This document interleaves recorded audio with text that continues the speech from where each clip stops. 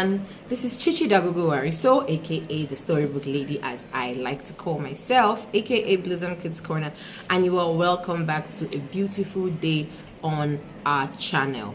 Today we're going to be talking about time management tips and tricks on how to manage our time.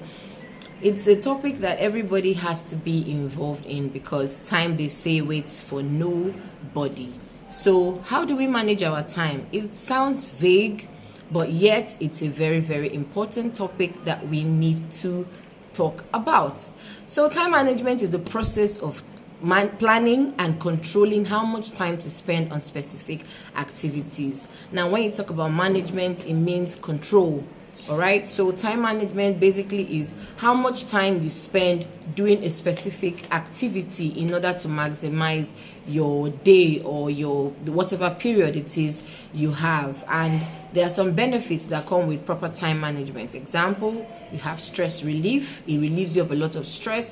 If you're able to get things done on time, it helps you take away the stress of running late, running helter-skelter. It also gives you more time.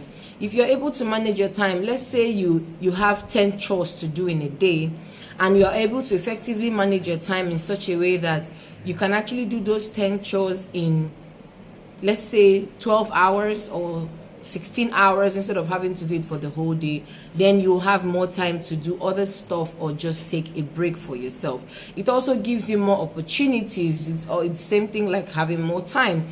If you're able to manage your time properly, you'll be able to achieve a lot more than you were initially intended to achieve, because you have more opportunities to do other activities or other things. And then finally, for the benefits, it also gives you the ability to realize goals. When you're able to manage your time effectively, you can actually hit your target goals on time. Okay, so time is extremely very, very important, not only for our children, but for we as parents, because the children learn from us. If we are in the habit of always running late under the name of Africa man time, our children will begin to see it as normal to run late or not to be on time for activities. But if we're able to learn to shape our lives around being able to manage time, our children will also learn the benefits of being able to manage your time. Okay, so we actually should learn these tips and tricks in order to pass it on to our children. Okay, so those are like the basic benefits of time management. Then we have tips for effective management. Set goals correctly, right? How do you effectively manage your time? Set goals correctly. You don't just set goals because, okay, I want to build a skyscraper, I want to do this, I want to do that. No, you have to be able to set goals, time achievable goals. If you say you want to finish reading a book in 3 hours, you should be able to know the modalities around reading that book and make sure that there will be nothing that will stop you from finishing that book in 3 hours. Okay, and you should also put into consideration other activities that could actually make you not achieve that goal. Okay, so set goals, set achievable goals, correct goals. Now, how do you set achievable and measurable goals? I have an acronym. It's called SMART. And when I tell you make sure your goals are SMART, in as much as SMART is actually a word that we all know, but SMART as an acronym means specific, S for specific, M for measurable, A for attainable, R for relevant, and T for timely. I'm going to list it out on the screen so that you will be able to learn and follow. So as much as possible, let your goals be SMART. Okay? Secondly, prioritize wisely. Prioritizing wisely, you should prioritize based on importance and urgency. Now, I'm also going to put up a graph, okay, that helps us to understand how to prioritize wisely.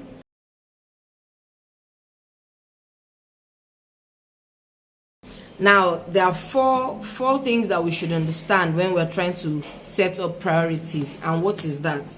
The first one, if it's important and urgent, do it as soon as possible. If it is important but not urgent, decide when to do it.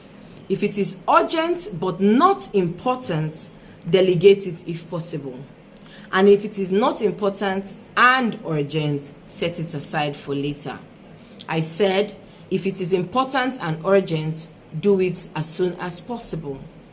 If it is important but not urgent, decide when to do it. If it is urgent but not important, delegate as if possible. And if it is not important and not urgent, then you can as well set it aside for later. Okay? Then you should also learn to eliminate bad habits. Eliminate bad habits. Try as much as possible to remove those things that seem to be habits that waste your time. We know those things that are bad habits. We won't say we don't know those things that are not very good for us at that point in time. So as much as possible, do that. And then follow the Pareto's principle, right? The Pareto's principle is what we call the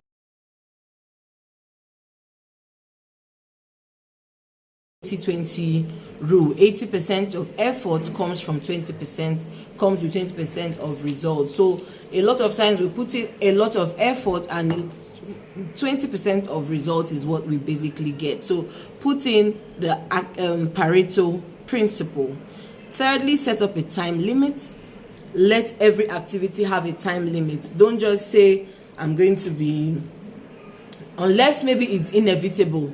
Let's say you have to be in two places at the same time and you know that you can't beat traffic. Now, yes, that you can manage. But if you know you have a flight at 10 o'clock, then why would you be at home you should aim to leave home at 8 o'clock so that you will beat traffic and get to the airport before time. Not leaving home at 9 and then you now want there to be some form of magic, or you're running, you're speeding. Most of the time, where it's because people don't really plan, that's why they tend to overspeed and then get involved in accidents, but if you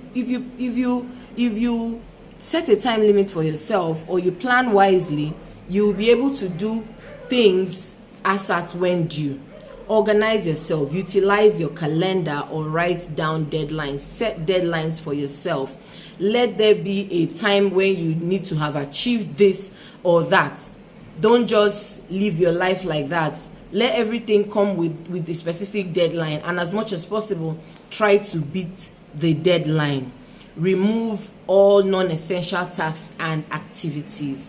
There are some activities that just while away your time.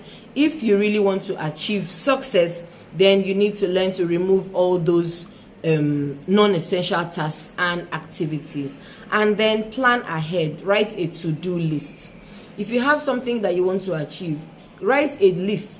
Get steps. Understand the different steps that you need to take in order to achieve that thing that you want, and work towards those steps, right?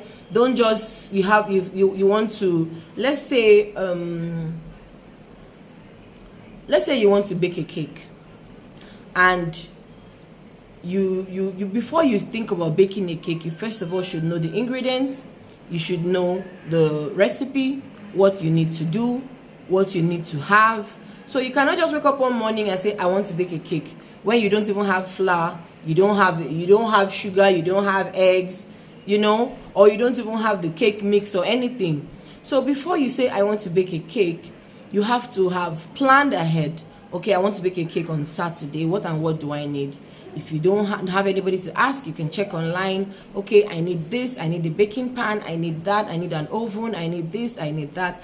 And then you try to get it, and okay, the cake takes 3 hours to bake a cake. So you should know that if I start at 9, between 12, at least I should be done by 12. Now you won't say, because it's 3 hours, okay, you start at 9 and then you mix more, you go watch TV, you mix more, you gist a little, you press your phone, you go on Instagram, and then at the end of the day, you're not done baking that cake until about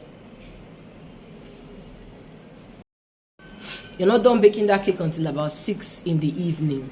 Now that was a whole waste of time. Okay, so write a to-do list of things that you need to, the steps you need to take to achieve that particular goal and work towards it. Right? Like I said earlier, eliminate bad habits, follow the 80-20 rule, set a time limit, take a break in between. It aids concentration and motivation. You don't just say, I want to bake a cake, I want to cook rice, I want to cook soup, I want to fry chicken all at the same time. No, you're going to tire out, you're going to burn out. So while you're at it, after baking the cake, you could take a few an hour or 2 or 30 minutes to stretch, relax, and then come back and continue. That way it helps you to be revived, refreshed, and re-motivated to continuing your task. Finally, what are the implications of poor time management? This is going to be quite a short video. Now, I have 5 points here, and we're going to go through them. And after this, I want us to, on our own, go through it and understand how we have actually faltered in time management, and then learn a thing or two on how to manage our time better. So what are the implications of poor time management? We have poor workflow, because if you don't manage your time well, you will not churn out your goals on time, right? You will not be able to stick to your goals. Secondly, we have wasted time, and time waits for no man. Any time wasted cannot be recovered again. So if you don't achieve what you ought to achieve within record time, that time is wasted and gone. And then loss of control, which can lead to stress, because when you don't do things at the right time, everything kind of like a domino effect, everything kind of topples over, and then you now lose concentration or control of other things that you ought to have done, and then you now become stressed out. Poor work quality is same thing as poor work outflow or poor workflow, because if you wasted all your time, you will now be on crunch time, and you will not be able to achieve the same type of results that you would have if you had done it on time.